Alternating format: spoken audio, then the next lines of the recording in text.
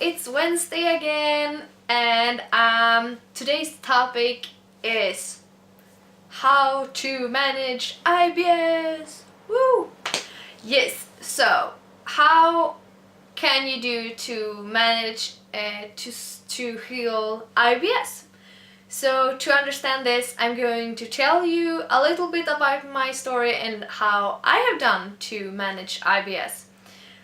So first of all, IBS, if you don't know what IBS are, IBS is standing for Irritated Bowel Syndrome, and this is a condition when you have a very problem with your stomach. So it can be in two different ways. Either way, first you can have a very loose stool or you can have very hard stool. For me, it was the loose stool that I had, and so for me it was when I ate something, it directly just flushed out. So I needed to go to the bathroom and everything come out, and I never felt finished, so I needed to go to the bathroom maybe 7 times afterwards. So I all the time needed to just go to the bathroom and never felt finished.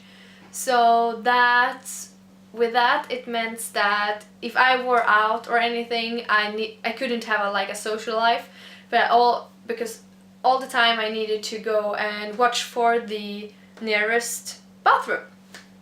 Even though I took just a cup of tea or anything, my stomach went crazy and I needed to run to the bathroom and be there for like half an hour or something, or run to it like a crazy person. So my friends were like, "What are you doing?" or anything, and I couldn't if we were out eating or something, I didn't have the courage to say that I can have something, because I knew that, oh my god, my stomach is going to crash for that. So I could just take a little salad and take that and hope my stomach isn't crashing.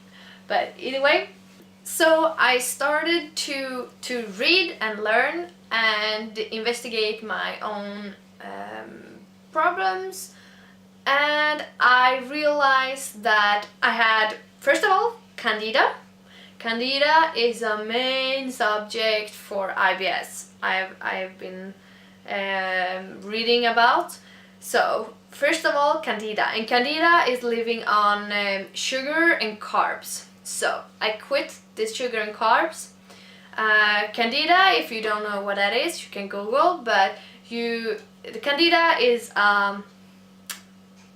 mushroom, I was thinking to say, but it's a fungi that you have original in your intestine, and it's living there like a bacteria or something, bacteria fungi.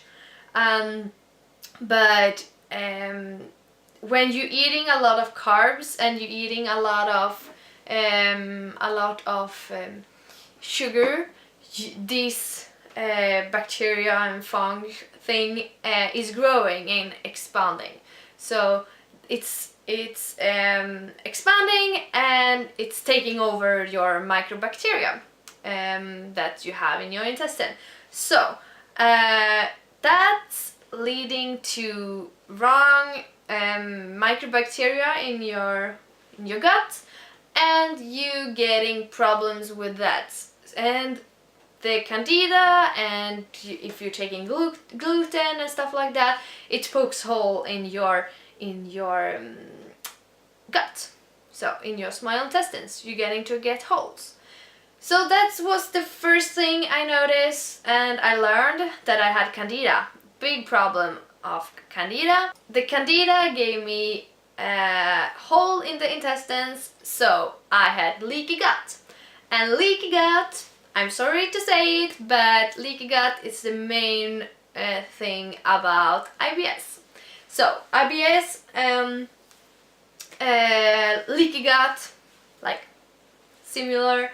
It's the same thing. It's just that the doctor haven't realized it quite much yet. But you can read about it on the internet. I have done. and I started to heal that, cut out all the carbs, tried to heal, and got focused to just heal my gut lining.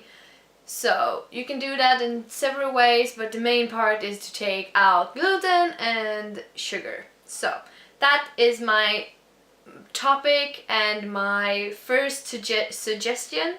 And then I further on have went into my ketogenic protocol to heal the rest of the body, because that Candida and the leaky gut part is a main subject, and it's everyone has leaky gut for sure. If you living by the modern society and you eat crap and you don't sleep and everything, then you have leaky gut. I'm sorry to tell you, but yeah, you have.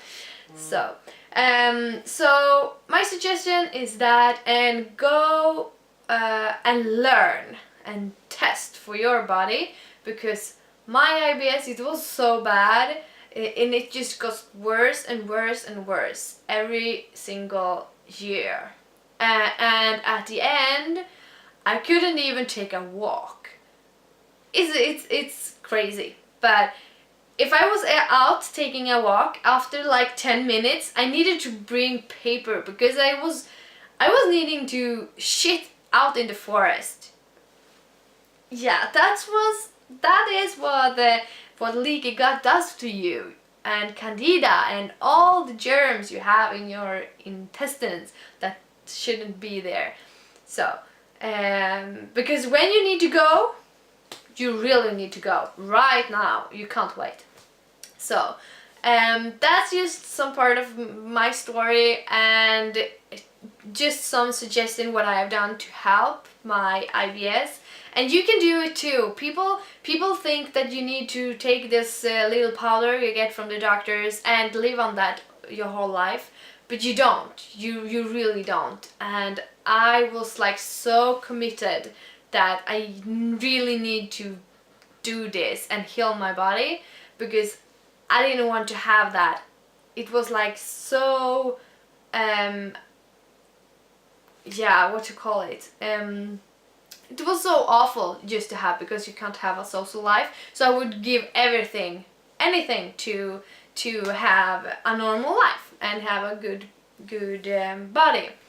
So it's hope for sure, and you don't want to have all these worser condition when you have get like Crohn's or cancer, or it's the next level of IBS. So I would definitely be there if I wouldn't have like focusing on myself and take care of my body and learn and think and see different options and like test it on myself. So that's my main tips and advice for you people today. Hope you liked it. If you did, give a thumbs up and subscribe to my YouTube channel if you liked it, and I will put some information below. You can also follow how you can heal and learn about your body on mine and Stephanie's Facebook page, Keto Culture. Keto Culture, you can post and you get some tips and advice, and me and Stephanie is going to answer as much questions as we like, or as we can, sorry.